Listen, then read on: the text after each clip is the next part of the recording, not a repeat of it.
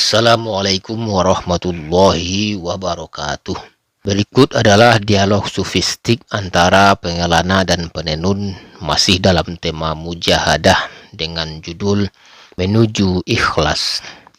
Maka berkatalah seorang pengelana kepada penenun, "Wahai penenun, aku ingin bertanya tentang sesuatu yang menyesakkan dada. Mengapa hatiku begitu ringan saat dipuji, namun terasa kosong dan berat saat pujian itu tidak datang?" Kata penenun, itu adalah salah satu perangkap paling halus dari jiwa. Ia berbahagia dalam pujian, lalu bersedih dalam ketiadaannya. Barang siapa meneguk cawan pujian itu, maka beban langit dan bumi akan terasa di kelopak matanya.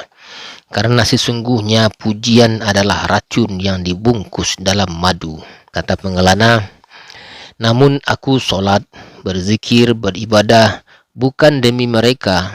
Bukankah itu semua untuk Allah? Kata penenun, begitulah yang kita sangka. Tetapi jiwa punya celah-celah yang tak mudah diselami.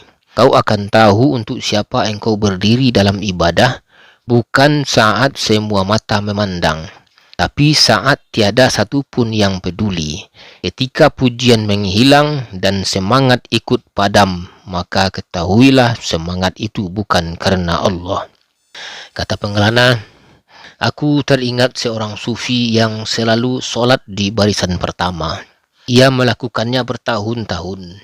Hingga suatu hari ia datang terlambat dan harus solat di barisan terakhir. Setelah itu, ia tak lagi tampak di masjid itu. Kata penenun, dan tahukah kau mengapa? Kata pengelana, ia berkata, selama ini aku mengira aku mendekat kepada Allah. Tapi saat aku berdiri di belakang dan merasa malu karena dilihat orang-orang, aku sadar semua semangatku berasal dari keinginan untuk dilihat di depan, bukan dari cinta kepada Allah.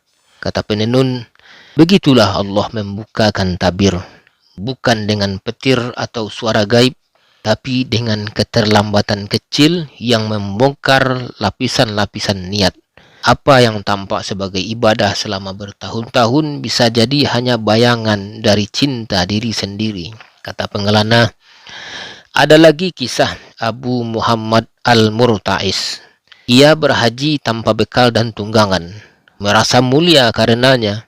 Namun saat ibunya memintanya mengambilkan sebotol air, ia merasa berat dan tiba-tiba menyadari bahwa jiwanya belum bersih.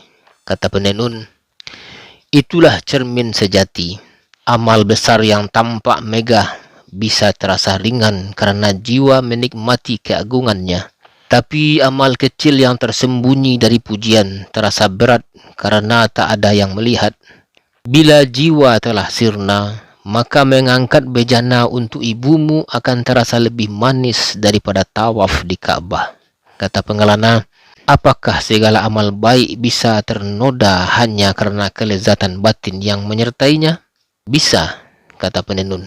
Jika kenikmatan itu lahir dari rasa bangga, dari sorotan batin terhadap diri sendiri, maka amal itu hanya bayangan.